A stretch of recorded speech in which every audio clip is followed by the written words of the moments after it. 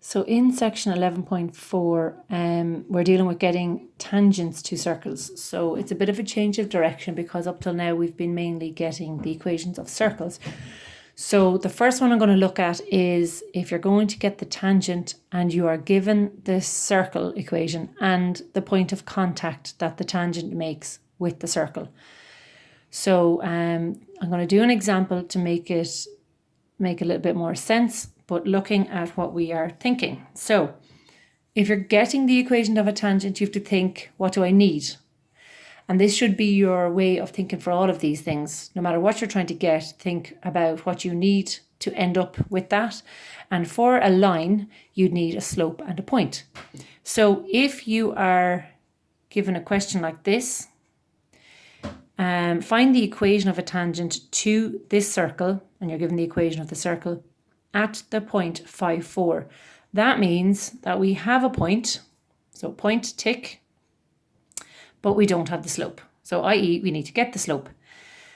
So in getting the slope, a sketch is always useful, and sometimes the better you get at these, the more complacent you are. So if you get your equation of the circle, the one that you're given, and get the centre from it. So remember, the centre is change the sign and half the coefficient of the x, gives you the x component of the centre, and change the sign and half the coefficient of the y gives you the y component of the centre. And the radius has its formula, and you fill it in all and you get the radius of this. Now you don't really need the radius, but it's kind of handy to make sure that your diagram makes sense. So I did a little sketch over here. Okay, and ignoring this for a minute, in the sketch you can see 5, 4 is up here. It makes a point of contact here with the circle, and the tangent is going to go through this. And when you draw the sketch, it kind of reminds you that here and here are right angles. Okay, so a tangent is right angles to the diameter or the radius. And it's more important that we focus on the radius because we have this point and we have this point. So over here, we're going to get the slope of the radius using the 2 points that we have. Well, obviously we have to find the centre.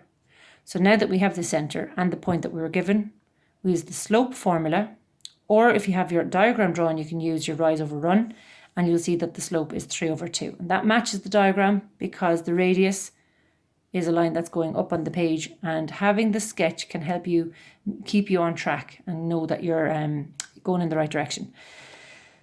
Now, what that means is that the tangent then, because it's perpendicular, has a slope of, so that's the flip change sign, so minus 2 over 3.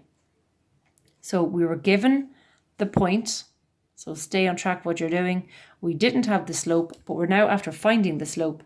So now we have everything we need, and we get the equation of the tangent using the equation of the line formula, and that's finished out there.